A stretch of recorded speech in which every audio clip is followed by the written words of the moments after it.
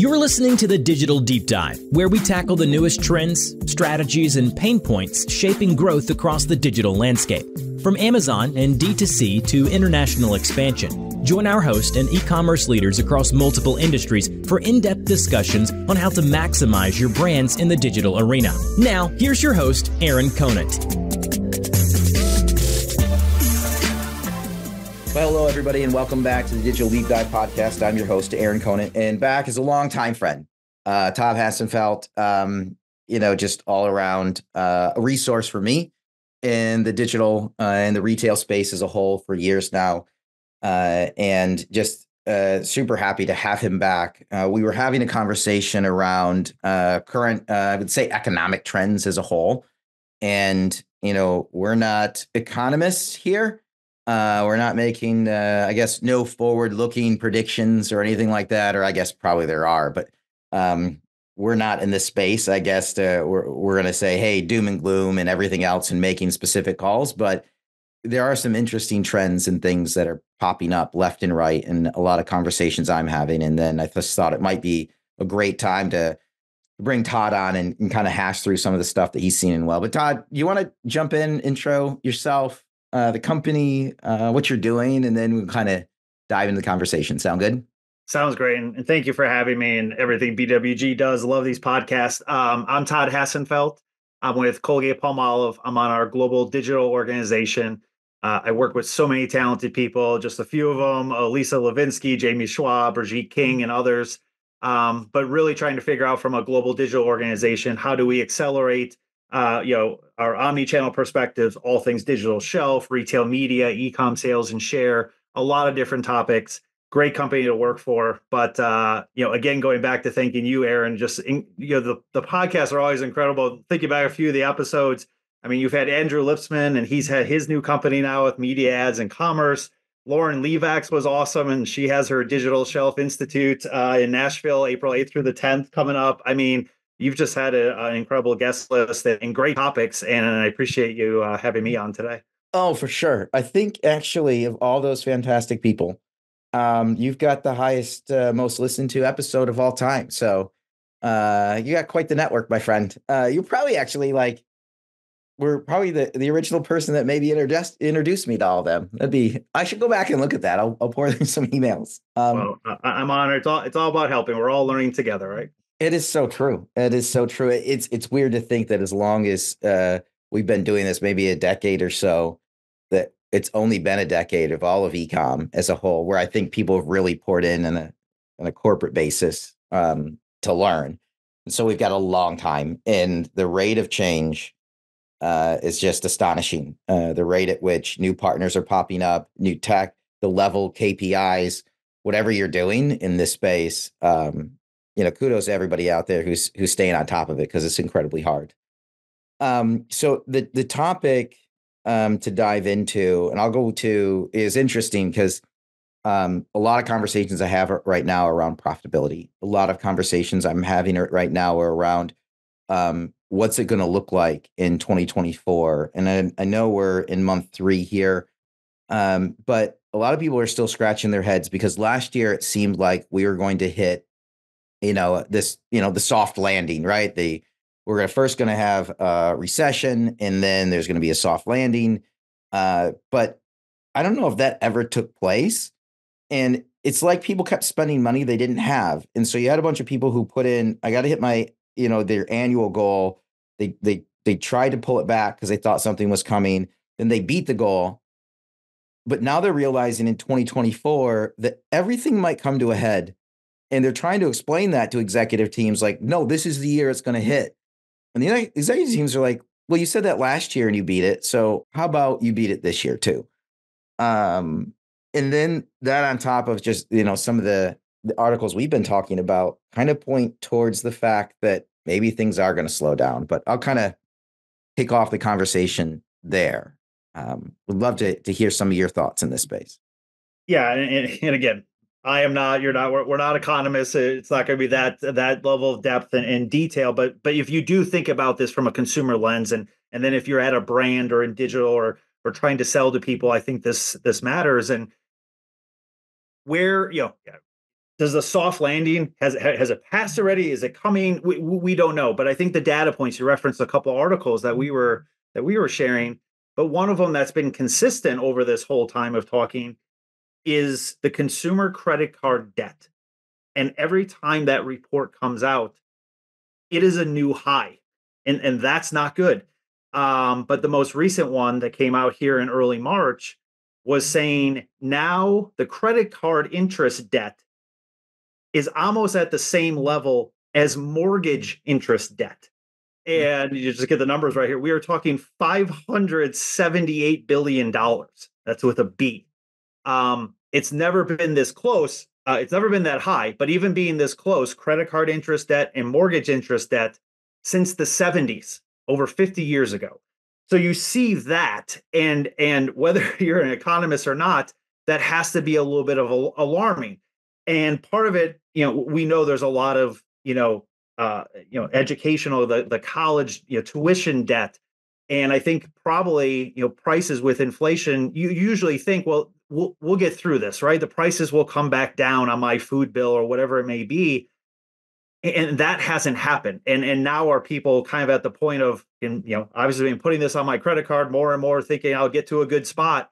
When is that good spot coming? And again, hopefully it does come, and we're not predicting like, doom and gloom. But I think when you see these type of numbers, and then you add, even not as much on the consumer, but what's going on with like commercial real estate, and that as well is incredibly high. Just looking at the stat here, that 20% of commercial real estate debt comes due this year, 2024. And so it's just like, how will those problems be solved? But as a brand person thinking at it as consumer, what can you do? But just curious, when you hear those numbers, they feel startling. I'm not trying to like be alert or like, too provocative, but those are interesting headlines. And what you look like, a lot of people are like, well, are they real? Like, how do we even get here? We've been following this trend, like, right after the pandemic, we get into the pandemic, I should say, and we're rolling, and people start spending money, right? First, they're saving because they have nothing to spend it on, not even travel or anything. They're getting stimulus checks, and they actually go from the highest level of savings ever. And then the stimulus payments start to wear off. They've gotten into this trend of spending money, and everybody was spending it so fast that they blew through all of that savings. And I think that's where people thought, as they hit the 0% on the break even on savings back to where they were, they thought, well, people will stop spending. But people, when you're consuming at a certain pace, whether it's dining out or clothes or whatever, you keep spending. They enjoy spending at that rate. And I think that just carried through, where now they're at this point where they've spent so much, but at some point in time, you've maxed out your credit cards. You're just making minimum payments. You can't go any further in the debt. And that's the part it seems like we might be finally getting to. In that case, it's going to, a couple of things I think is that it will just curb slowly. I think that it will slow down. That's what I'm hearing from a ton of brands is it's not been it's just soft right now. It hasn't been a steep cliff, but things are getting softer, and they necessarily weren't expecting it to get softer. And I think that just carries on. And that then begs the question, what do brands do? Because I think you have to have a plan in place for when we've seen this happen. It's March now. When we see this happen through April and May, strategically, you're going to have to change what's going on and what you're doing, whether it's product design, whether it's paid media, whether it's metrics. There's going to have to be something that adjusts, because don't want to see like, again, doom and gloom, but right, we should adjust. Yeah, and just one thing on the consumer lens, and listen, not right or wrong, but part of this has happened because, one, it's been easier to have your credit card on file already. You don't have to enter in your information all the time. You have buy now, pay later. It's just easier to buy things, not to mention, maybe this will help with making people believe in digitally influenced sales, but you can be shopping all the time. If your phone is in your hand or you're watching TV and a connected TV ad comes up with a QR code, you don't have to wait to go to the store now to buy that potentially, right? The opportunity to buy on credit is so much more frequent and easier. I can't quantify it, but I have to think that's contributing to this, right? And again, how does it reverse? But yes, you know, to your point, now as a brand, as a company looking at this, how do you adjust? If we break it down, like, and there's more departments obviously, but if we just look at like e-com sales and marketing and put that whatever groups, and some of these may blend and they blur like they always do. But so, okay, you see this, you read the headlines, you hope obviously we're going to come out of it, but right now it probably is impacting people, and it is impacting different too on what they decide to splurge on or not. There's not one category necessarily. For one person, it could be, I'm going to buy nice clothes still, but not other things. And for others, it could be commodities or whatever it may be.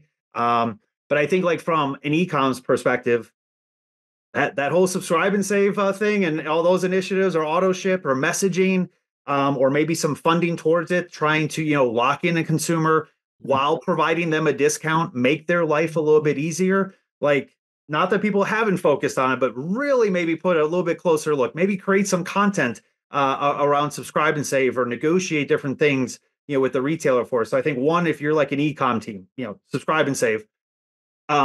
Retail media wise, right? Retail media is big in topic, a lot of spend there. But how do you get a little bit more granular and specific now looking at your retailers? How you're going to allocate money is already a tough decision for brands. But maybe now you look at in your categories, where is there a lot of private label where there's a chance to trade down, and or where is there the largest price gap? And then you make your decision. Do you put more money in those or do you pull back? That each brand will make their own decision on that.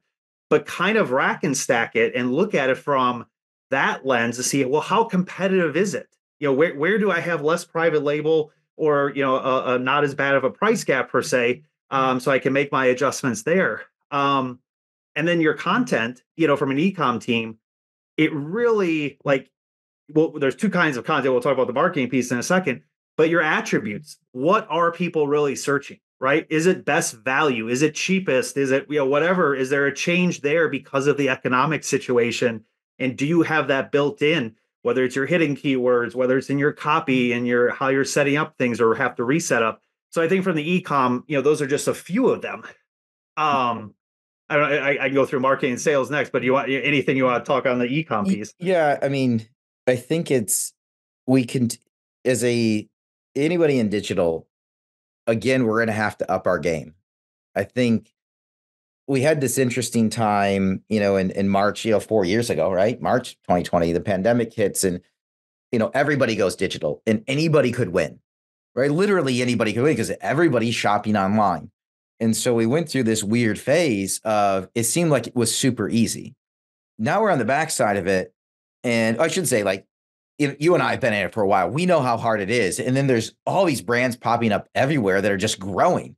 Now, profitability or not, that's to be debated, but everybody was growing, right? It was a growth at all costs.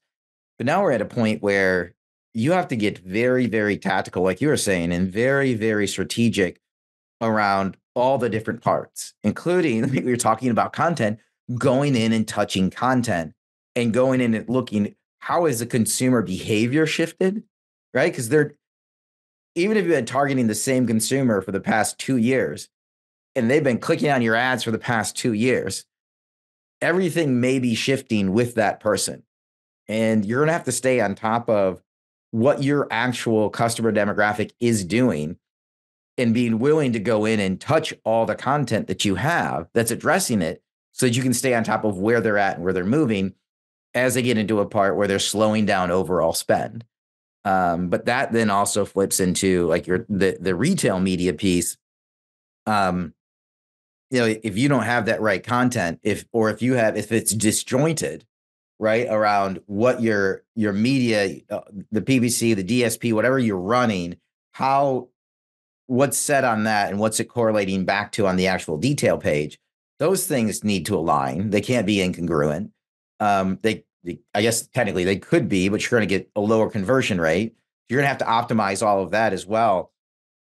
It's well, and even we're at like digital 3.0 now, right? That's even in retail media, if you're not doing this already, but you have to think about, all right, for your non-branded keywords, especially, if you have multiple sizes, which one are you showing? If you're showing your highest price item or your biggest one, you're probably not grabbing that new to brand consumer, right? You have to make sure that your price, or even on keywords, is your price per ounce or whatever you're going to measure is, right? Is it in line with what the competition is, right? So you don't look like the highest one out there per se, right? And or even your messaging, how do you reevaluate the messaging if it's sponsored brand or a sponsored video, whatever it may be, your retargeting piece? Like you have to think about all this because and you talked about at the beginning, right, about how things changing so fast. As an e-com person, this is always the case, but especially now, how do you get your organization to make smart, faster decisions? Because this is going to be about iterations. You're not hitting a home run and figuring it out all in one shot here. This is a whole bunch of singles, most likely with a couple doubles in between, right? But like you have to iterate and adjust in real time. And I think that's a challenge, for a lot of brands is making those changes because a lot of it is not guaranteed, right? It's you don't have all the data points to say, yes, this is the obvious decision, but how do you iterate? How do you fail fast and make those smart decisions faster? Yeah, it's the old better, not best, right? Like, can we just be a little better tomorrow? We don't have to be the best tomorrow. We just have to be better than we were today. So that better, don't get caught up in making sure everything is absolutely perfect before you test and learn on it. Because you're right, you won't have enough time. By the time you get to putting all the plans and all the approvals and everything's been in place on this grandiose strategy, we're going to be 3 months down the road and everything's going to have changed. So, but how do you stay? The tough part, especially in larger organizations, is being able to do that, right? And that's where we see all these little brands that pop up all the time, right? And all of a sudden they're destroying it. They're just kicking butt, taking names because they can make those quick, fast decisions. Like, how does a big organization do it? I guess is if let's say you're on the ecom team and you're responsible for this. I think it's awareness and acceptance, and those are two big things. You have to find a way of getting to people, the decision makers, maybe those not as close, right? One, make them aware. So if it is a competitive comparison, if it is a change in traffic, right? If you use like a tool like SimilarWeb and say, hey, this retailer site used to have this average of traffic. Now it's declined because our category, they're going to Temu or Temu, tomato, right? But, this has shifted. Or look at the content differences here. Or we notice this brand is, our share of voice now. These smaller brands are actually gaining a greater share of voice. It's not who we think is our competitor. I think you have to, one, make, the people aware of it in a way, though, that's also bite size, and you can't come with all 5 or 10 opportunities at one time. You have to get them to accept it and almost say, hey, what's the cost of doing nothing? Here's what's going on, right? Like if we're losing share, if you're losing revenue or whatever it may be. But that's not easy to do, but it is constant. It's like corporate telemarketing, right? You're going to get a lot of no's and nope, that's not right. But you have to be persistent and resilient. But I think e-com people do have to step up. We all have to step up our game on the storytelling aspect of it. And it has to be real fast. People don't have time. They don't have time for a long deck. They don't have time for a long meeting. It may be a hallway conversation. It may be a quick chat on Slack or whatever, but it has to be compelling. Yeah. And it's funny because I do think that TikTok changed everything. And it's even into the corporate space where, I mean, I'm not saying that people are on TikTok, necessarily to communicate, but that short attention span has made its way into every organization where, like you're saying, you have to fine tune your pitch. Yes. You've got 30 seconds. I just laughed when I was at Perigo, went into like a board meeting. We're talking about international expansion. I put together the full deck and, there's like 18 pages there and handed it to the CEO. He looks at it, tears off the cover sheet, looks at the first page, tears off the back page. And that was it. And he's like, you've got 5 minutes. Yeah. Well, and then, but also, leverage in a different way, right? A different form of social proof. Like leverage your agencies, your SaaS partners, maybe, partners you've brought in since COVID, right? You've invested, like leverage their data sources, leverage their knowledge, leverage their broader perspective, right? Leverage BWG events and everything like that. But in all seriousness, like bring some social proof to it as well. That's relevant to to your organization, depending how that is and what department. Yeah. I think it's also just growing your network. That's where, one of the interesting things is, we'll do 250 webinars, but the 100 dinners we'll do where there's 25 to 30 people. It shocks me a lot of times where people don't follow up with that networking. Like that is the core group that you need to be bouncing ideas off, because we get so ingrained in the day to day. And what comes up all the time is that executive education piece in the digital space, right? And we've had, I just had Chris Perry on again. Those guys are doing something that's awesome over at First Mover around that executive. Omnigeddon, right? Omnigeddon. Yeah, Omnigeddon, right? I love those guys, and that part of networking, knowledge sharing to stay on top of those trends and be able to share and learn. Like that is key. That is, I think, something you've done really well, right? Is the networking piece. Well, I mean, people will gravitate towards those that help them either save time, save money, save energy, right? No matter what the topic, but help people when you don't need help either, right? It is kind of the karma factor, but it will. You build that network, like you're saying.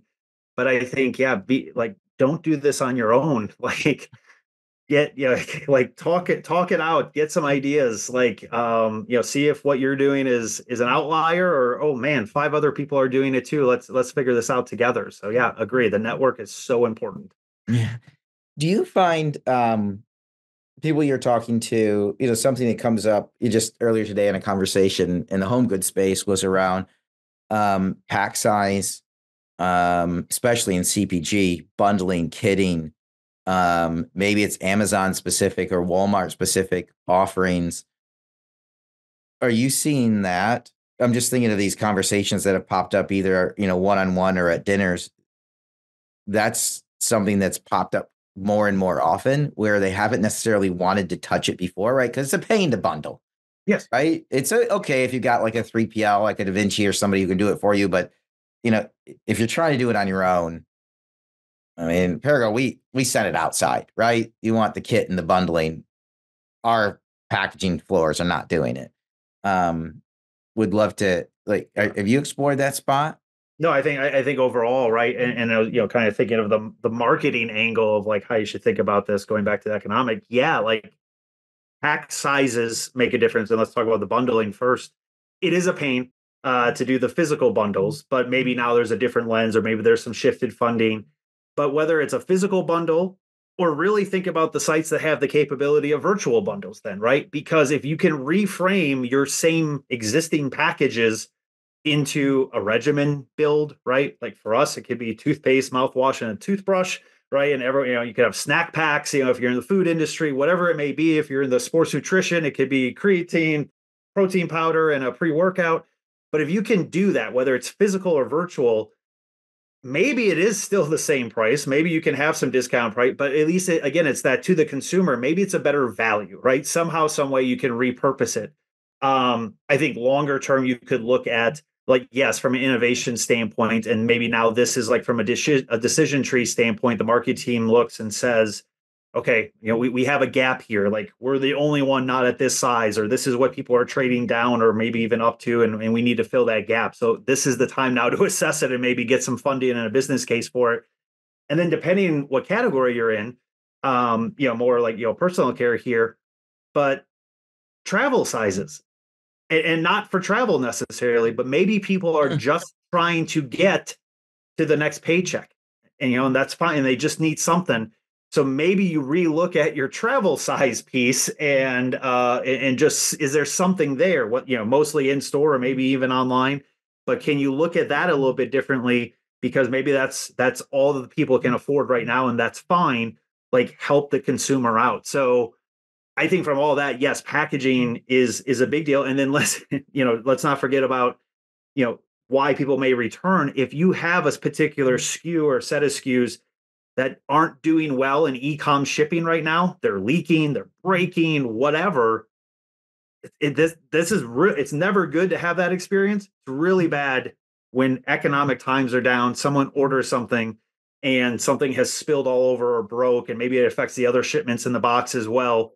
That's not a great look for your brand. So maybe now is the time to make those enhancements to your, to your high rate of damage items as well. Just something to think about. Everyone's going to have different strategies here, but again, it's all these iterations to kind of think from the consumer lens. Yeah, it seemed like for like 2 or 3 months there's a little let up on the digital side where people were trying to catch their breath. And then just as that happens, we've got this new spin coming up. So it was like, I don't know, like winter break. I think about with the kids, and it was just past Christmas, and I had a lot of great conversations as people were popping their head up and they're looking at, okay, I'm going to reevaluate my retail media strategy. I'm looking at it. I guess another thing maybe we talk about is on that retail media side is as I'm just, thinking real time here, getting very specific on the actual products that you're advertising. Yes. Because there's new tech platforms out there where you really want to look at the unit by unit economics. Like if you're losing money or you're breaking even on that product, why are you doing it? And it might be okay, right? But a lot of people are just, a sale's a sale and still spending money just crazy just to move the product and looking at the ROAS. I mean, we're at a time now where you have to get very, very strategic on almost a SKU by SKU basis of how you're spending money, and even if you want to do it. And that'll have interesting implications on retail media as a whole. When people start getting that granular and saying, hey, I lose $1 every time one of those goes out the door. Why are we advertising it? Or how much inventory do we have? Let's turn it off. Well, and also, if you're not negotiating for it already, get SKU level conversion rate data, right? So you can have a better chance of what you're going to spend your retail media dollars on. Prioritize those high converting ones, and the ones that aren't, figure out why, right? So maybe now, talk about content from a marketing perspective. Maybe you have to have more value messaging, right? You maybe don't want to change the price. Maybe you're on the higher end and you're not necessarily going to lower the price, but how do you make the content, whether it's image or copy, worth it now? So the consumer goes, yes, it's worth paying this higher price, even though I know there's lower options. But I think also from, that retail media lens, if you're looking at conversion rate, again, looking at what items are there, especially for, non-branded keywords, putting the right one in there. But, where you're spending too, again, like have these conversations, negotiate, that kind of brings in the sales team from like a JVP potentially as well. But even the offsite piece and your retargeting, don't forget about your lapsed users, right? Maybe there's a little bit more efficient spend there. Be more prescriptive on how you're looking at new consumer groups, and like how are you going to target that? And if you're leveraging, maybe this is a great time for some test and learn. So if you haven't dove into connected TV yet, great. How can you leverage your QR codes? But I think overall, thinking about marketing, and this is really, everyone combined, all these different things. If you're talking, even you're thinking of Google search, thinking of connected TV, thinking of your retail media, thinking of your social post, most of them are leading to a product detail page. And if your product detail page isn't funded and focused on, now there's other things that all that spend does too, but that's a real, not efficient use of all that spend to lead them, to a product detail page that may not be compelling, capture their attention or convert them. Right. Oh, it's funny on the connected TV side is I've had conversations, the commercials that happen, a lot of times for the past few years, they've been handed off to the brand team. Because traditionally that's what it is, right? You're doing automotive ad, right? Hey, look at all these cars, but it's not, and it's, go to your local dealer or something like that. The thing about connected TV and streaming ads is you can get very, very granular and specific. It is performance marketing. And so we're at this weird time right now where there are a bunch of larger brands that have kicked it over and they're not seeing a conversion and they're pulling out. And we have smaller brands that are jumping in. They're doing exactly what you're talking about. Drive it to a detail page. It can be on Amazon. It can actually be on your direct consumer site. Drive them somewhere because you're getting hyper focus and hyper targeting. Get them to that product page and allow them to buy it, as opposed to taking them to a brand store, right? And if you're going to have them go to your direct consumer site, don't have them land on the main landing page. Have them land on that product page, because it's performance marketing. Yeah, and it should be gauged that way. There's yeah, and think about where they're coming from too, because you could use a brand store, even though if you have it's a mountain biker, let's say, right, and you're a whole biking company, but you have a mountain biking page. Then great, then home, you're like on, whether it's an Amazon brand store page or D2C, another site, whatever it may be. But yeah, I mean, think about where they're coming from too. Like, I won't mention the brand, but I just had an experience where they had a great social post, really compelling.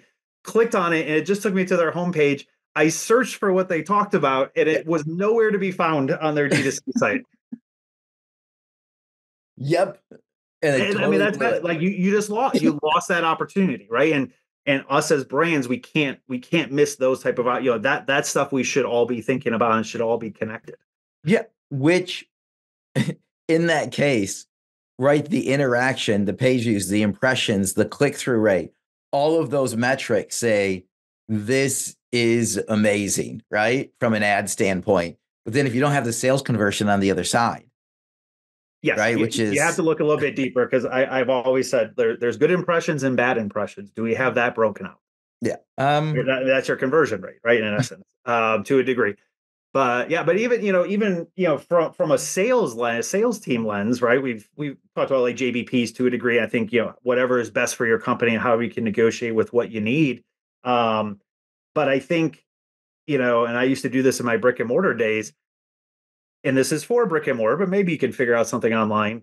If you have a product that pairs well with your retailer that you're negotiating with, one of their private label ones, that's not something you have. So like back in the day, if we had paper towels, we did the private label window, the window cleaner.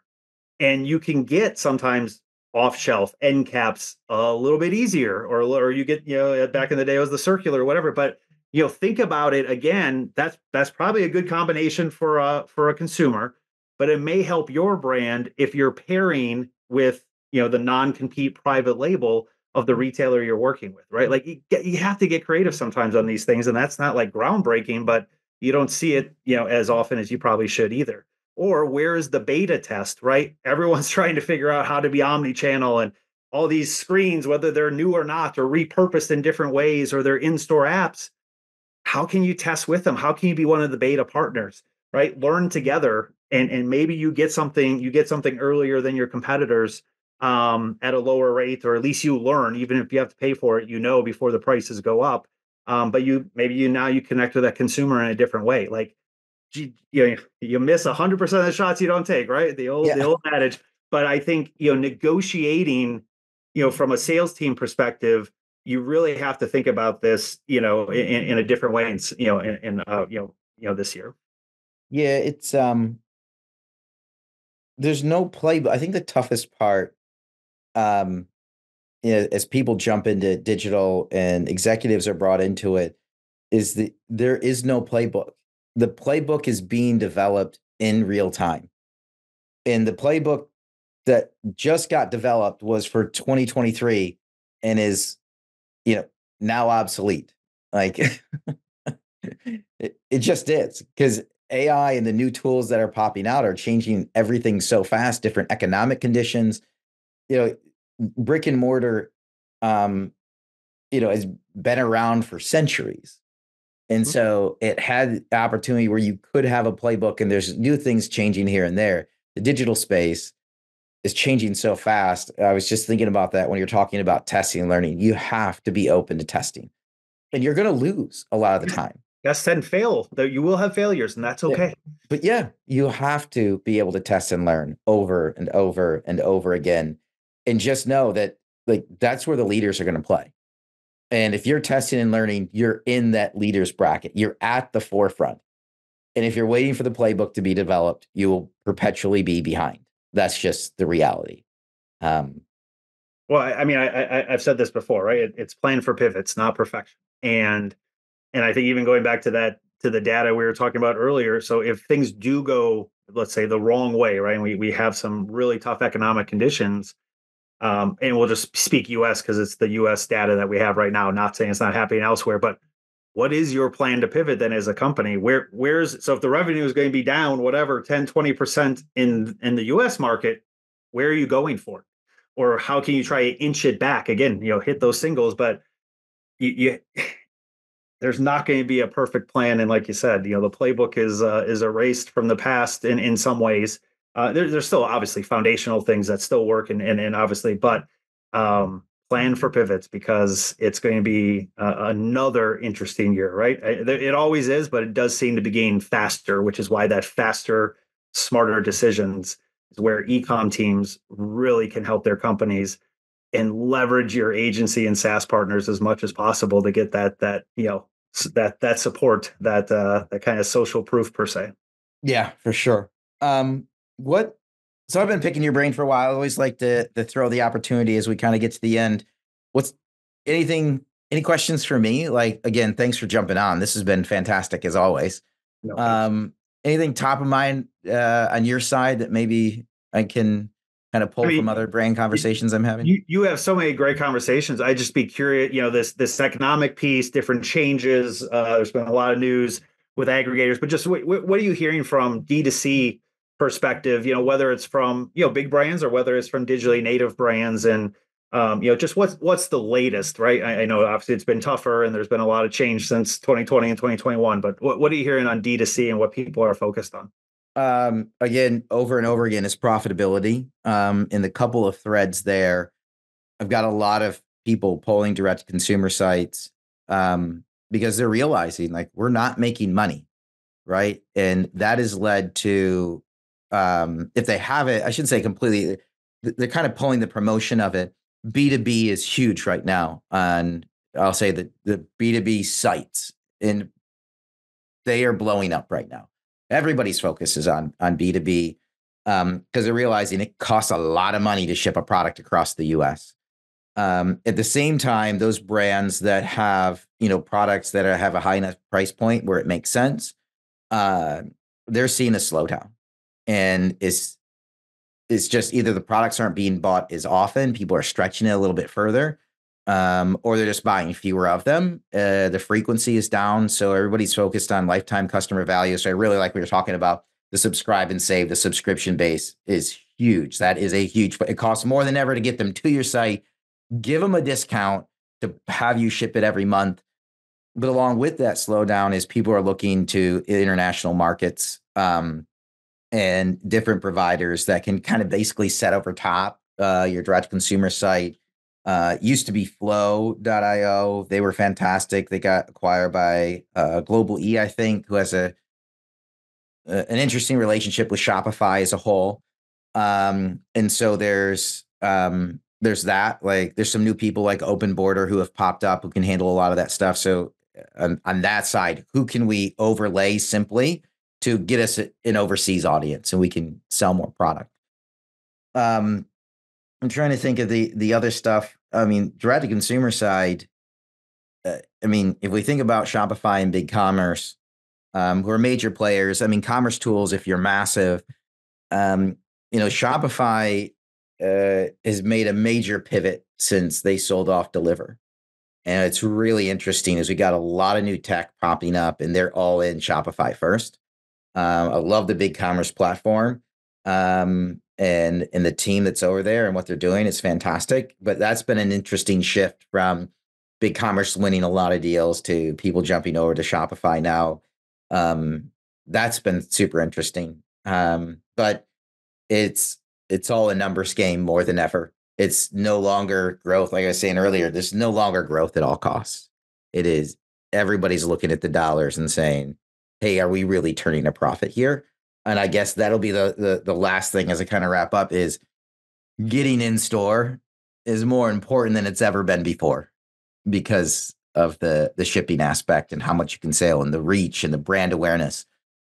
That's huge. Anybody who's gotten on store shelf in the past year has a huge advantage in the coming years. So it's phrase I borrowed, or the acronym SAFA, right? Consumer journey starts anywhere, finishes anywhere. And to your point, I mean, that includes the store overwhelmingly, but you have to think of it that way. Think of the consumer. Yeah. Awesome.